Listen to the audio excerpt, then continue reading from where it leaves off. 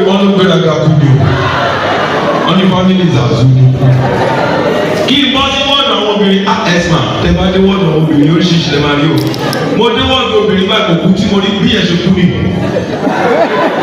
wọ́n ní ló kú rẹ̀ wọ́n lámẹ̀ bọ́ ló ń ṣe ní akẹ́kọ̀ọ́ tó tọrọ olùkọ́kànlá tó pa lórí òkú tó yà mí lẹ́nu tí mo fi já pàkó bẹ́ẹ̀ ẹ̀sà mi ò rí mi téèyàn méjì ti kú papọ̀ rí òkú méjì ní obìnrin làwọn méjèèjì bọ́ ṣe kú rè wọ́n ní kó gba ọ̀kan náà gbà wá lọ́wọ́ tírẹ́ẹ̀nì ààrẹ náà pé wọ́n ṣe sẹ́ẹ̀fì lójú wọn ní tírẹ́ẹ̀nì ká.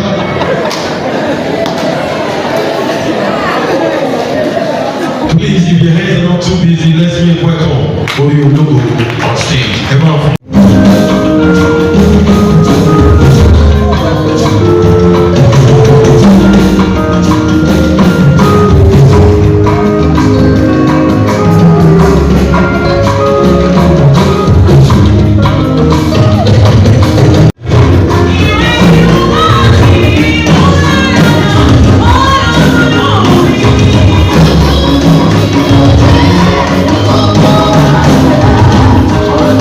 Oh,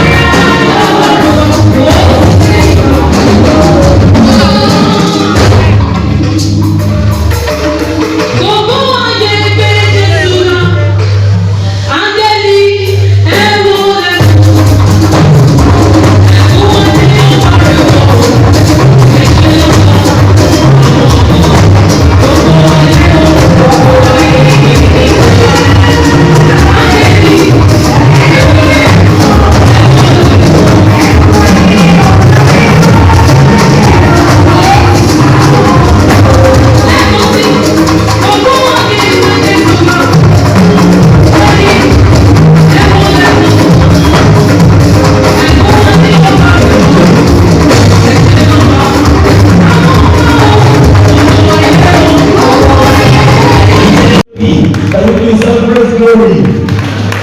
Mama Shenoma in the building. Shenoma. That is Duchess of Music and Couple One.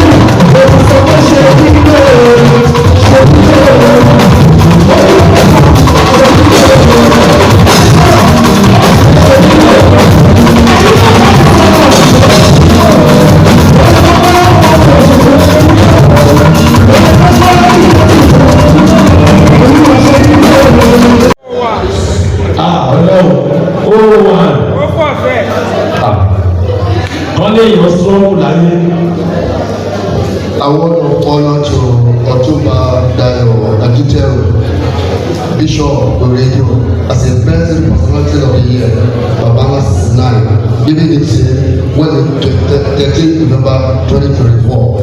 Name of God the Father, and God the Son, God the Holy Spirit.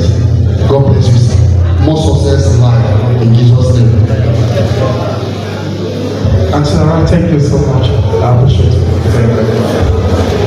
Yes, sir. Bá a ṣe ṣe yẹn sà, mo ń fi àtijọ́ pé ọ̀gá wa àwọn òdòlè ó tó bẹ́ẹ̀ ó jù bẹ́ẹ̀ lọ. This àwọn ẹgbẹ́ kí n kà fúnra mi. This àwọn.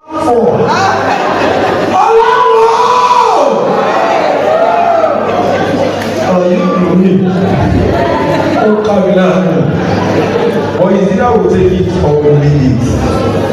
God will surely bless this country. I love this president so much. Do you know the reason? I want the president to show up for one speech and I quote. If there is any other way láti ṣe kó má lè bá move but kò sí ọ̀nà ọkọ̀ we just have to face for a little nínú ọkọ̀ àkókò yìí for little time not to be bad. Torí pé wọ́n ti sọ fún wa tẹ́lẹ̀ àwa náà ti múra ẹ̀. Ọmọ ọ̀pẹ nínú ọkọ̀ tá a wà yìí ọlọ́run àpò wà yìí. Ó wú àwọn náà kọ́ ọdún wálẹ̀ ní ìbàdàn tó fẹ́ kọ́ ṣe sí. Ọ̀rọ̀ ìlú gọ́ọ̀mì tàbí. Amen. Wáyà tẹ̀ bá mọ̀ ó bẹ̀rẹ̀ lẹ́ẹ̀kan àwọn èèyàn pariwo ibi nìkan lọ́wọ́ ilẹ̀ ìlú. Àwa nìkan là ń lò wọ́n ìlọ́wọ́. Àwa nìkan là ń lò national anthem méjì tí kò parẹ́ pọ̀. Àwa nìkan là ń lò 1,000 naira notes méjì. 500 naira notes méjì. 200 naira mẹ́ta. So the thing that Nigeria is moving. Right about now, we are going straight to the. And Jesus name, is with you and your little focus. How many lines do you come?